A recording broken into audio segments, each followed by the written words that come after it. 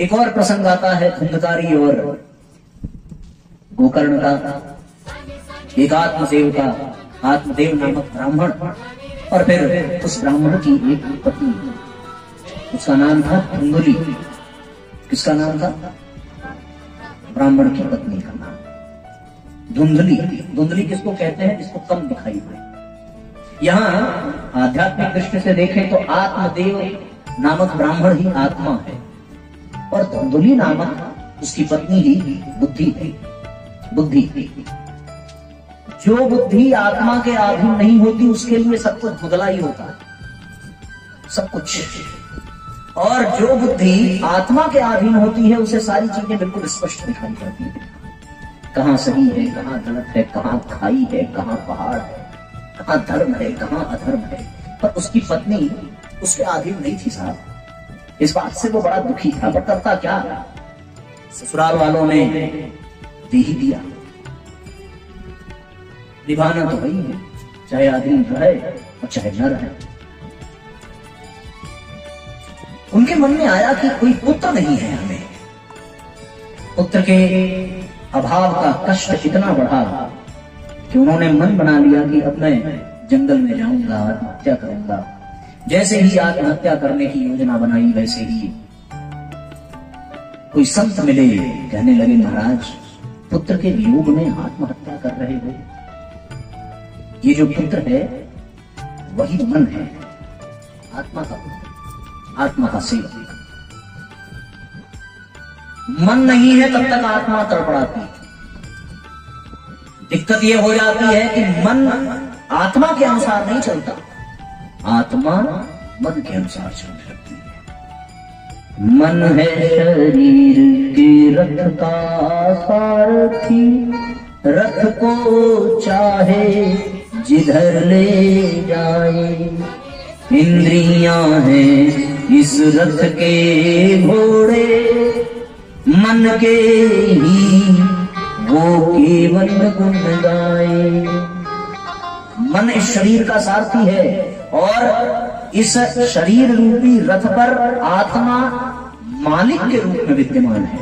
रथ देखा है, आगे घोड़ा लगा होता है, 5 घोड़े लगे हैं इस रथ में।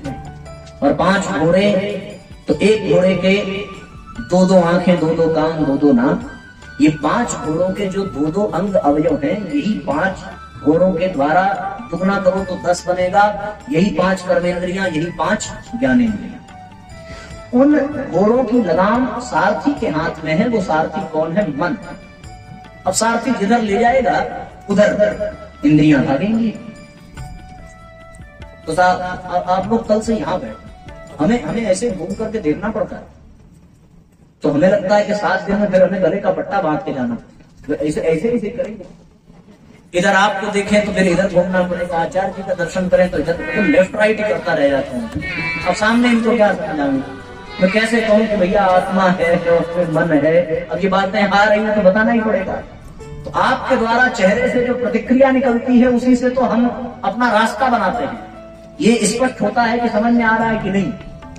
अब ये बच्चे इतने ईमानदार हैं कि नहीं भी समझ में आएगा तब भी मुस्कुराती हुई बोली लेकर के सामने बैठे रहेंगे। किसी बात पे कायदे से हंस देंगे तो लगेगा कि नहीं मजा आ रहा है। चुपचाप बैठे रहेंगे तो लगेगा कि इनके नजर में हम वो हैं जो केवल रात में देखता है। कौन देखता है? हाँ, उल्लू ही। तो इसलिए रात इधर बैठना, कम से कम आपको देखो तो सही। अपने स्वार्थ के लिए कह रहा हूं, गले की बात।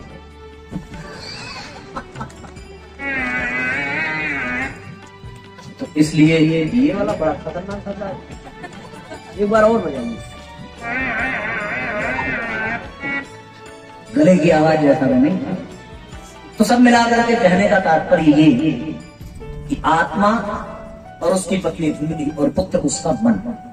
तो यह आत्मा शरीर का स्वामी है, मन उस शरीर रूपी रथ का सारथी है।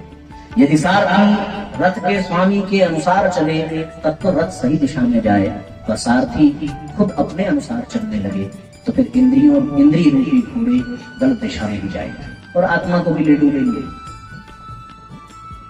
तो आत्मदेव नाम का ब्राह्मण पुत्र कामना से आत्महत्या करना चाहता था, पर संत ने आशीर्वाद के रूप में एक फल दिया, और फल कहकर के ये कहकर के दिया कि अपनी पत्नी को खिलाना, और पत्नी खाएगी तो तुम्हें पुत्र की प्राप्ति होगी। यद्यपि 7 जन्मों तक तुम्हारे नसीब में पुत्र नहीं है, फिर भी मैं अपने तब से तुम्हें ये देता हूँ। और देने के पश्चात वो प्रसन्न होते हुए अपनी पत्नी धुंधली को जाकर के वो फल देते हैं। धुंधली कहती है कि यदि मैं प्रेग्नेंट हुई तो फिर ऑपरेशन करना पड़ेगा, बच्चा पैदा किया तो स्वास्थ्य खराब होगा, सुंदरता खराब होगी, कहीं घूमने नहीं जा सकती, कहीं मूवीज देखने नहीं जा सकती, ब्यूटी पार्लर नहीं जा सकती, मेकअप नहीं करा सकती, पेट निकल जाएगा, बड़ा भद्दा लगेगा, स्वास्थ्य खराब हो जाएगा, त्वचा खराब हो जाएगी, झुर्रियां पड़ जाएंगी, बड़ी बड़ी समस्याएं। मिर्च न खाओ, मसाला न खाओ। सुना है कि एक बच्चा पैदा करने में एक स्त्री को 21 हड्डियों के टूटने जितना दर्द होता है।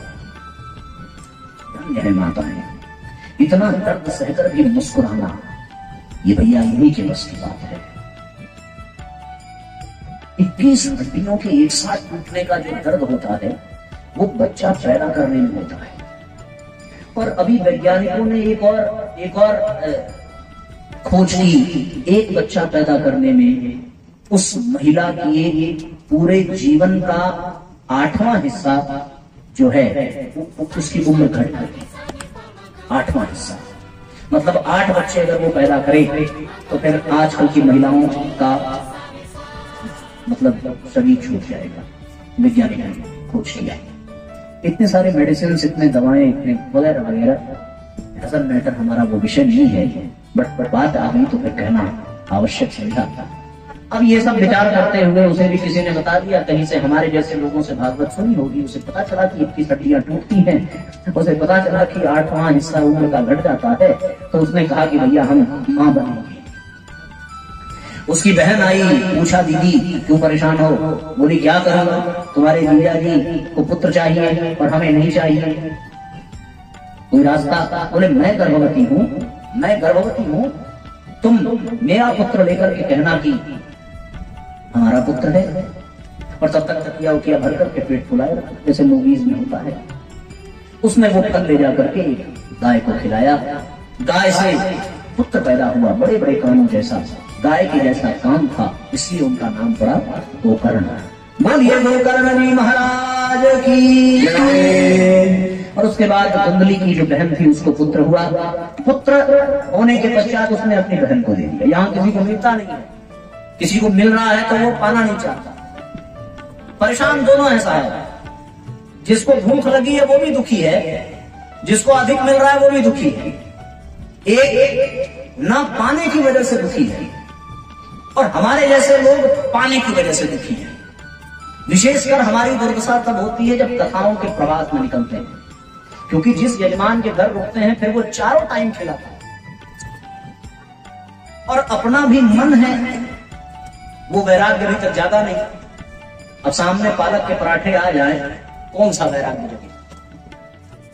तो ऐसे में अच्छी अच्छी चीजें मिलती हैं। आपको देखते तो पता नहीं था गोपाल नाम आता, कथा तो गोपाल की चल रही है। तो इसलिए जो अधिक खा ले वो भी पेट दर्द से पीड़ित, और जो ना पावे वो भी। उसे पुत्र नहीं है इसलिए पीड़ा, और उसे है इसलिए पीड़ा कि तू ले लिया। वो पुत्र हुआ धुंधकारी, महापापी, सत्यानाश करने वाला, पिता पुत्र के व्यवहार से प्रसन्न नहीं। गोकर्ण जो उस फल से उत्पन्न हुए थे उनके साथ सत्संग किया। गोकर्ण ने आत्मदेव से कहा कि पिताश्री आप शरीर नहीं है, आप आत्मा हैं, अपने स्वरूप को पहचानिए, अपने ज्ञान को जगाइए। पिता को ज्ञान जागृत हुआ, अपनी गलती का एहसास हुआ कि जीवन बर्बाद कर दिया, पुत्र की कामना में वन को गए, तब किया, जीवन का उद्धार किया। पर धुंधली जो बुद्धि है वो अभी भी नीचता पर ही है। पुत्र के कष्ट से उसने कुएं में कूद करके आत्महत्या की। गोकर्ण महात्मा थे, तीर्थ यात्रा पर निकले। धुंधकारी जो था राजा के घर में चोरी करता है, धन इकट्ठा करता है, घर में वेश्याओं को ले आता है, वही वेश्याएं उसको मार करके जमीन में गाड़ती हैं, धन लेकर के पलायन कर जाती हैं। उसकी आत्मा तड़पती है। लौट करके आए गोकर्ण जी घर में विश्राम किया। पूरा वारदात सुना, मन में कष्ट हुआ कि परिवार समाप्त हो गया। लेकिन अचानक से रात में एक आवाज आई, कौन है? मैं प्रेत हूँ। कौन प्रेत? धुंधकारी, तुम्हारा भाई, और मैं तड़प रहा हूँ, मेरे उद्धार के लिए व्यवस्था करो। क्या करूँ? सवेरे सूर्य को अर्घ दिया। सूर्य अर्घ देते समय भगवान सूर्य नारायण ने संदेश दिया, भागवत का पारायण करो। इस भागवत के पारायण से ही उस प्रेत योनि में उस प्रेत को मुक्ति मिलेगी। और 7 दिन का भागवत पारायण गोकर्ण जी ने किया, धुंधकारी का कल्याण हुआ। इस तरीके से भागवत की महात्मा की कथा संपन्न हो गई। अब ये धुंधकारी वाला जो प्रसंग है ये तो बहुत लंबा है। यदि केवल इसी को कहा जाए तो 7 दिन कम पड़ जाएगा, क्योंकि इसमें आत्मा भी आ गया, मन भी आ गई, बुद्धि भी आ गई। और इन्हीं चीजों को तो समझने के लिए कथा होती है, और इन्हीं को समझाने यदि बैठ गए तो फिर बाकी कथा छूट जाएगी। स्वास्थ्य थोड़ा गड़बड़ चल रहा है। बहरहाल आइए क्रम को आगे बढ़ाते हैं। महात्मा से अब हम सभी भागवत के प्रथम स्कंद में प्रवेश करते हैं और बड़ी तीव्र गति से कथा को आगे ले चले। तो फिर बोलिए श्रीमद् भागवत महापुराण की। आइए एक साथ सभी श्रीमद् भागवत महापुराण को प्रणाम करते हुए क्रम को आगे बढ़ाते हैं। साथियों, भागवत में 3 वक्ता हैं। वो 3 कौन कौन से? बोले पहला तो कौन है? सनकादि, सूत और शौनकादि, महाराज परीक्षित और शुकदेव, और फिर भागवत को लिखने वाले भगवान वेद व्यास।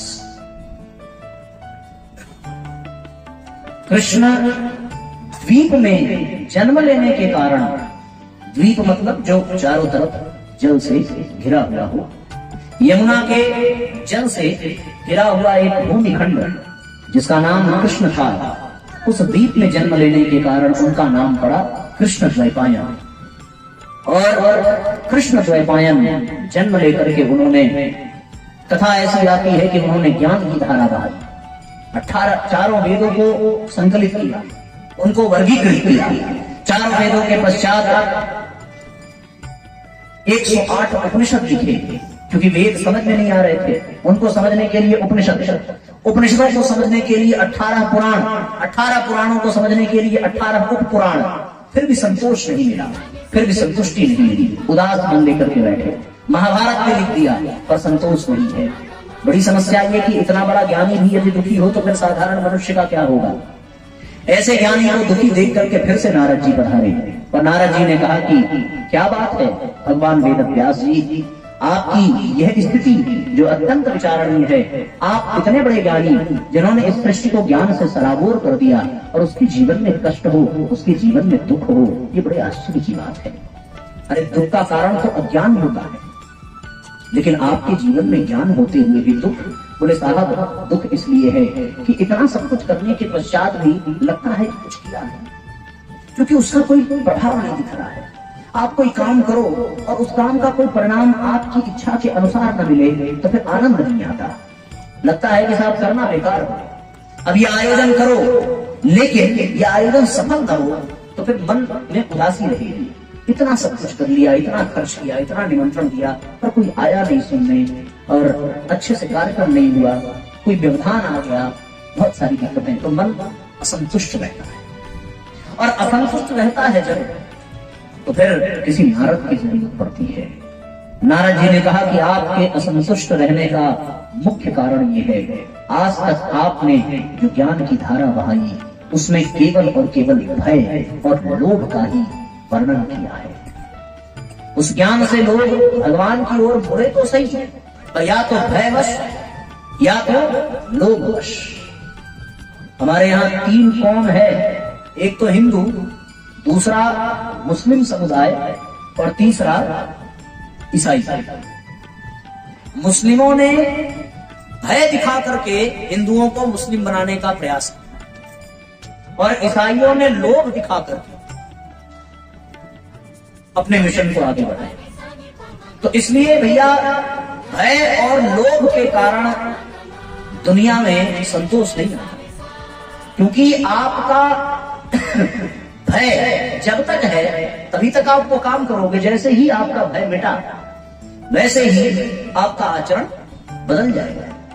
और उसके बाद फिर लोभ, जैसे ही आपके जीवन में जिस चीज के प्रति लोभ है या तो वो प्राप्त हो जाए तब वो लोभ खत्म हो जाएगा, और या तो फिर प्राप्त ना हो तो उसके प्रति अनुराग खत्म हो जाएगा। भय और लोभ के कारण जो संबंध बनते हैं वो टिकते नहीं हैं। आपने जितने भी पुराण लिखे, जितने भी रचनाएं की, उसमें केवल और केवल नर्क का भय था और स्वर्ग का लोभ था। इस नर्क के भय और स्वर्ग के लोभ के कारण कोई व्यक्ति कितने दिन तक पूजा पाठ करेगा, कितने दिन भगवान को भजेगा। इसलिए हे व्यास जी, भय से नहीं, लोगों को भाव से, भय से जुड़ेगा तो फिर दूर हो जाएगा, लोभ से जुड़ेगा तो दूर हो जाएगा, लेकिन भाव से जुड़ गया तो फिर साथ दूर नहीं हो सकता। पत्नी पति से भाव से जुड़ती है, फिर उसका पति भले ही शराबी हो लेकिन वो अपने पति की बुराई कभी नहीं चाहेगी, ये तय है। उसका कारण है भैया, क्योंकि वो भाव से जुड़ती है, भय से नहीं जुड़ती, न कोई लोभ है। भाव से जुड़ने के कारण ही वो अपने पति की बुराई को नजरअंदाज करती है। इसी तरीके से पुत्र कितना भी कमीना निकल जाए पर माता उससे भाव से जुड़ी रहती है। भाव से जुड़ने के कारण निकम्मा पुत्र भी यशोदा का नंदलाला लगता है। ये स्थिति है, भाव में बढ़ता है। भगवान भी केवल भाव से मिलता है, भय से नहीं मिलता, न लोभ से मिलता है, भाव से मिलता है। भाव का भूखा हूं मैं बस, भाव ही अब सार है। भाव से भज ले मुझे तो भव से बेड़ा पार है। भाव से भाव बिन कुछ भी तू दे मैं कभी लेता नहीं। भाव बिन कुछ भी तू दे मैं कभी लेता नहीं। भाव से एक फूल भी वो तो हमें स्वीकार है, वो तो हमें स्वीकार है। भाव से जब व्यक्ति जुड़ेगा तो व्यास जी परिणाम निकलेगा। भाव यानी प्रेम, जिससे व्यक्ति प्रेम कर ले, जिससे व्यक्ति प्यार कर ले। आपने महाभारत लिखा, उसमें केवल मारकाट ही है। यद्यपि ज्ञान का सिद्धांत तो आपने रखा, पर उसमें भी भय और लोभ। वो भय नरक का, लोभ स्वर्ग का। भाव अब की बार एक ऐसा ग्रंथ लिखो जिसमें महाराज भाव, जिसमें प्रेम है, जिसको सुनने के पश्चात व्यक्ति जुड़ जाए। और विषय आपके पास है, कोई और नहीं। अभी हाल ही में भगवान की अवतार लीला का पटाक्षेप हुआ है, उन्हीं को केंद्र बना करके लिखो। देखो, ये नारद जी की भूमिका बड़ी गजब है। नारद जी के 4 शिष्य, एक व्यास जी, दूसरा वाल्मीकि, तीसरा ध्रुव और चौथा प्रहलाद।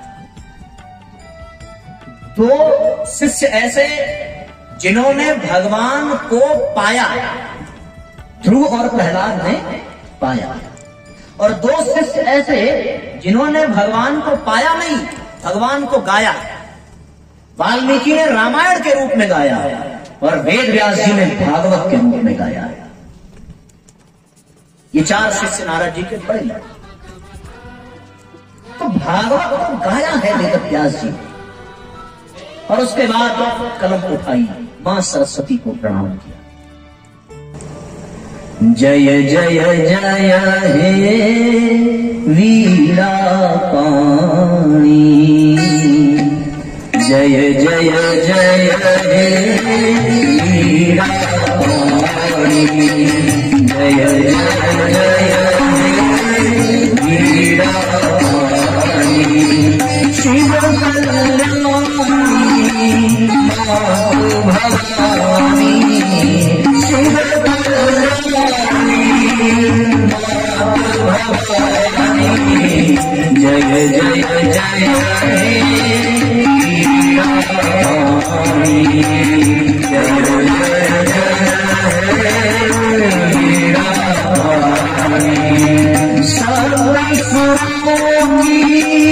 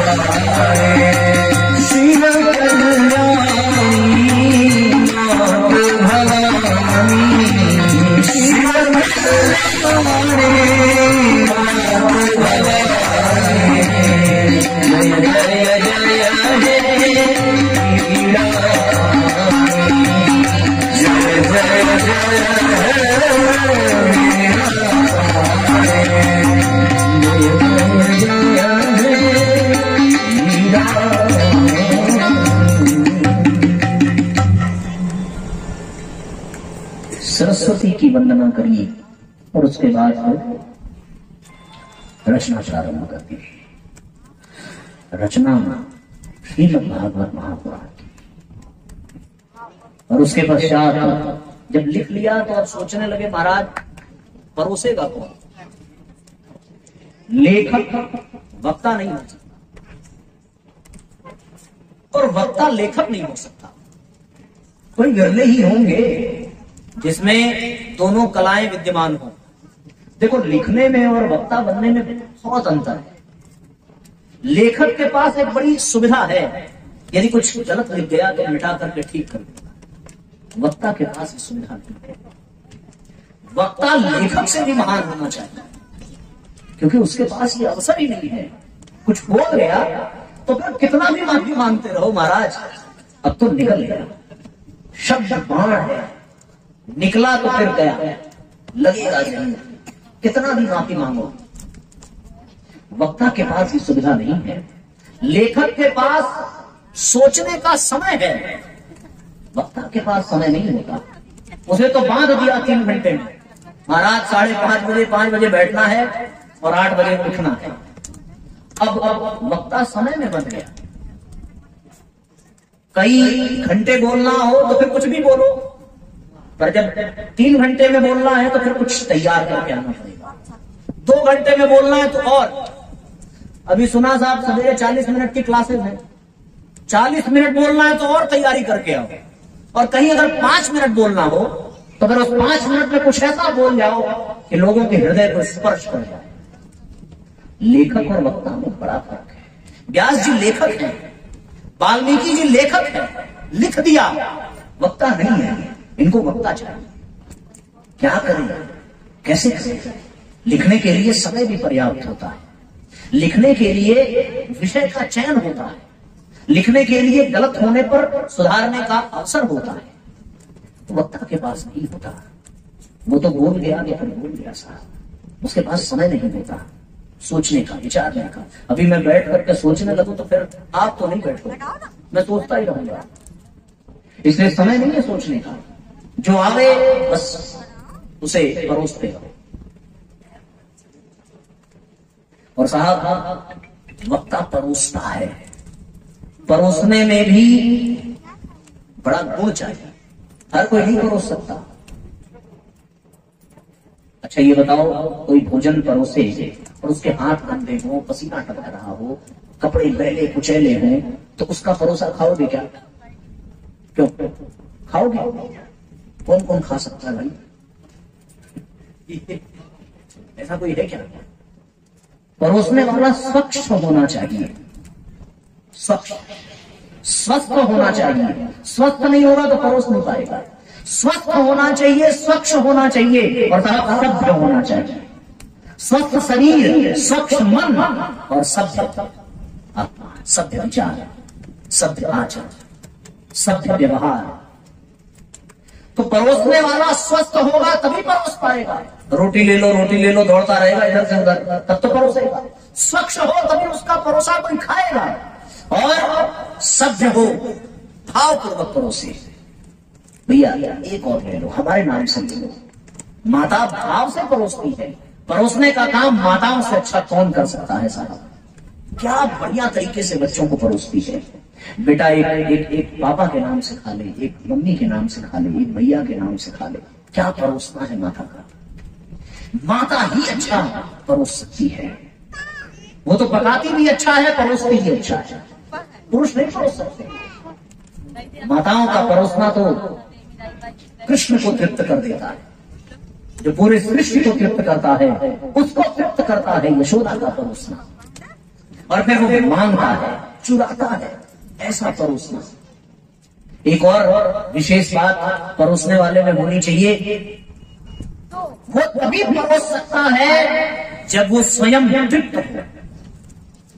जब वो स्वयं तृप्त हो तभी वो परोस सकता है।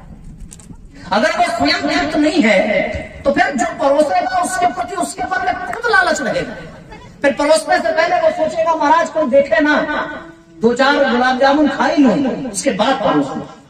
परोसने वाला तृप्त होना चाहिए।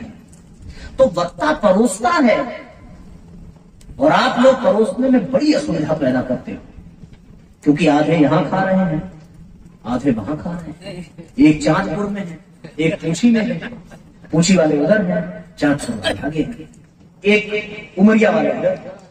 हमें बड़ी मेहनत है। और हद तो तब हो गई जब उत्तराखंड इधर बैठा है, बद्रीनाथ इधर बैठा। तो परोसने के लिए उसको सुविधा तब होगी जब एक पंक्ति में बैठे और परोसता चला जाए। एक यहां दिया, एक वहां दिया, एक ऐसे, महाराज गड़बड़ हो जाता है। कल थोड़ी सुविधाजनक करना, वरना फिर ये शरीर स्वस्थ नहीं रह जाएगा। मन तो स्वच्छ रहेगा, व्यवहार सभ्य रहेगा। तो परोसने के लिए तृप्ति चाहिए, परोसने के लिए सभ्यता चाहिए, परोसने के लिए स्वच्छता चाहिए, परोसने के लिए स्वास्थ्य चाहिए, तब वो परोसेगा। तो व्यास जी ने लिख तो दिया, लेखक तो है, लेकिन वो परोस नहीं पाए, उनको वक्ता चाहिए। अब वो करें क्या? उनके मन में आया उस समय की घटना जब उनको पुत्र की प्राप्ति हुई थी। दिमाग में आया कोई हमारा पुत्र पैदा हुआ था। यम प्रव्रजन्तमनुपेतमपेत कृत्यम द्वैपायनो विरहकातराजुहा पुत्रेति तन्मया तया सर्वोऽभिनेदो सर्वभूतहृदयं मुनिमानतोऽपि